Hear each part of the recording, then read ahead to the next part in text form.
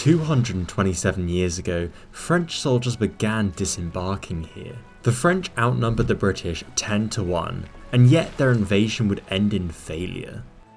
I'm on my way to investigate how this invasion played out by visiting the actual locations, delving into the primary sources, and visualising the story through maps. I'm on my way to Fishguard in southwest Wales to investigate the last ever invasion of Britain.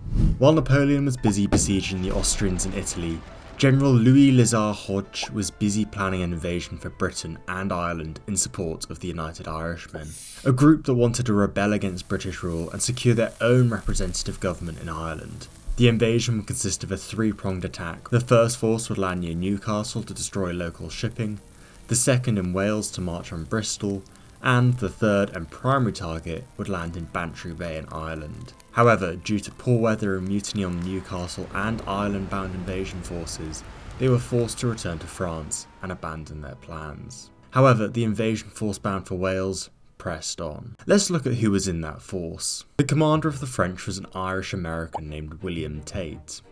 Tate had been commissioned by the French in 1793 to help capture Florida from Spain. After recruiting Americans, South Carolina threatened to arrest Tate, and he fled to France in 1795, where he was given command of La Légion Noire. It's that same legion that he was commanding as he landed in Wales. La Légion Noire, or the Black Legion, was comprised of convicts and prisoners, some even being British. After all, the uniforms they wore were captured red British uniforms that had been dyed to darker colours, which gave the legion its name. Tate was unable to speak French and so had to use his French and Irish officers to give orders to his men. Jean-Joseph Castanier was in charge of landing the fleet, which comprised of two frigates, Vengeance and Resistance, a corvette and a lugger. After the troops disembarked, Castanier left with his fleet to rendezvous with Hoche's expedition returning from Ireland.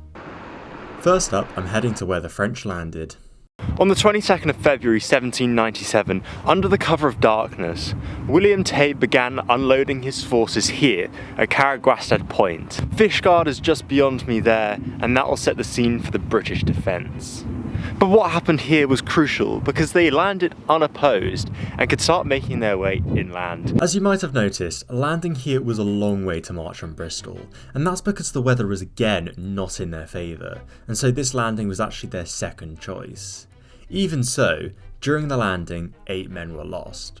Hoche wanted Tate's men to start an insurrection among the local population, despite ordering them to spread the panic as generally as possible. It's no wonder they'd find the locals to be hostile. However, shortly after disembarking, disaster struck for William Tate, as most of his men weren't actually regular infantrymen, and so they were made up of convicts and just people pressed into service. And so, when they landed, they set themselves free and they deserted. They went off into the peninsula and they actually discovered some wine that had been washed ashore previously by a Portuguese ship.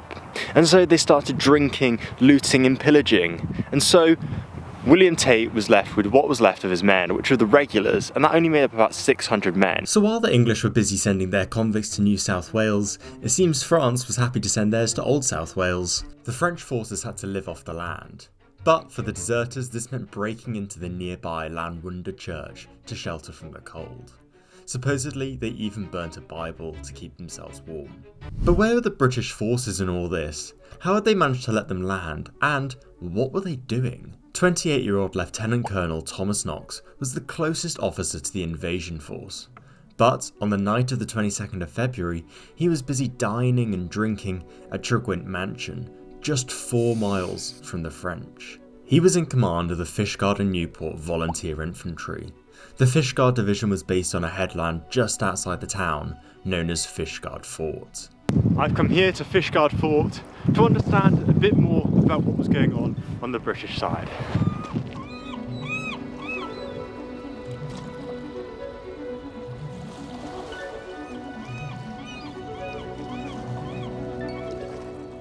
It was here at the fort where the British soldiers were manning it. It was only a volunteer force that had been assembled in 1794. Their commander, Thomas Knox, had purchased his commission and had never actually seen action, although the town had seen action not too long ago. The fort was built by townspeople in 1781, in response to an incident by an American privateer sailing under the French flag in 1779. The captain of the French ship was Stephen Manant, who had demanded £1,000 ransom from the town. When the people refused, he opened fire on them. It was only after smugglers retaliated with their own gunfire that they left Fishguard Bay. When the French were spotted in 1797, the fort fired a blank round to alert the town of the impending invasion force. It was no doubt this fort that prevented the French from landing at the much more convenient site of Goodwick Sands. When the messenger finally reached Tregwint Mansion, and Knox had been told the news of the invasion, he headed back to Fishguard Fort. And he ordered that the Newport Division march to Fishguard at once. The total number of men under Knox's command amounted to around 300, and, like Knox, many had probably never seen action before. At some point on the 22nd, Knox sent out scouts to survey the number of men the French had, with the intention of attacking them on the 23rd if the numbers were somewhat equally matched. A short time after the French landed, they came here to Garngelly Summit, where they could get panoramic views of the entirety of the landscape, no doubt to survey their surroundings and then eventually push on. At the same time that Knox was rallying his men, the French were pushing inland, capturing farmhouses and high points. Tate made Trehowell Farm the base for his operations after the French grenadiers captured it. Despite the initial desertions of the irregular French soldiers, Tate was in a good position. He had secured the high ground, he outnumbered the British, and, arguably, had the better soldiers. The morning of the 23rd of February dawned, and Knox made the decision to retreat.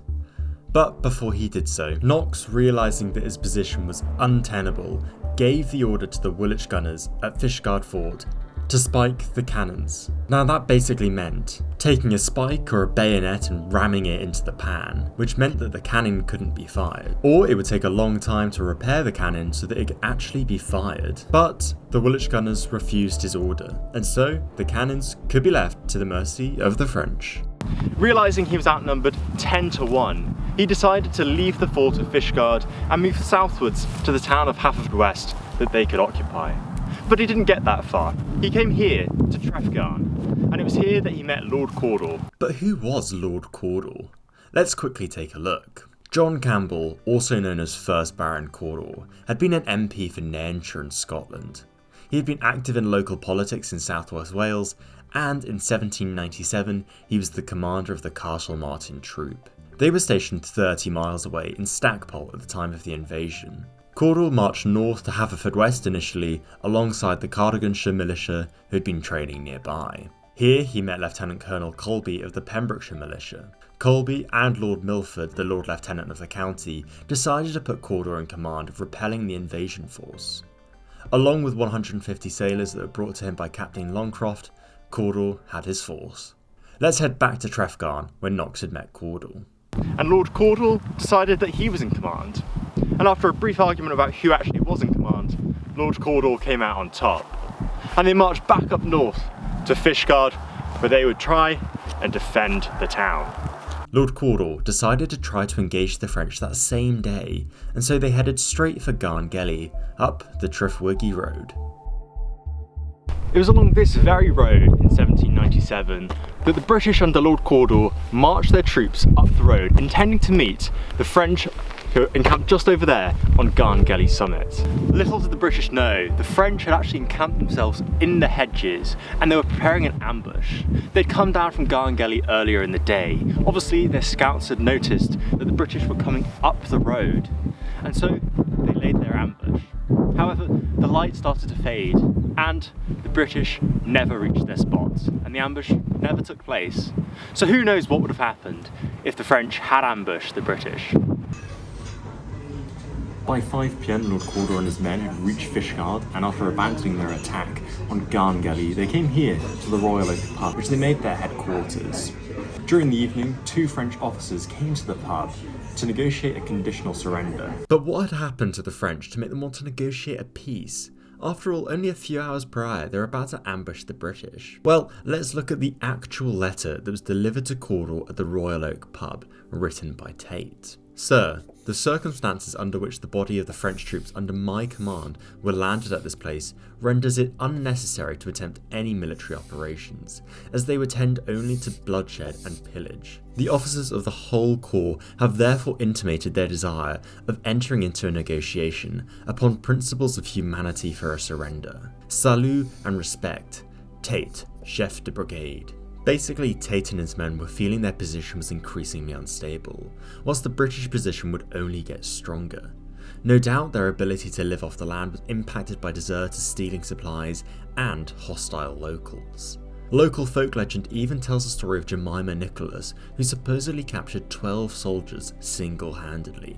At this point, morale was at an all-time low, and Tate wanted to negotiate. However, Lord Cawdor wasn't having any of it, and decided to bluff and say that he had far more men, and that he would attack the French the following day if they did not meet him on good sands to negotiate an unconditional surrender by 10 AM on the 24th of February. So how did Cawdor bluff exactly? Well, let's look at his actual reply, which goes as follows. Sir, the superiority of the force under my command, which is hourly increasing, must prevent my treating upon any terms short of your surrendering your whole force prisoners of war.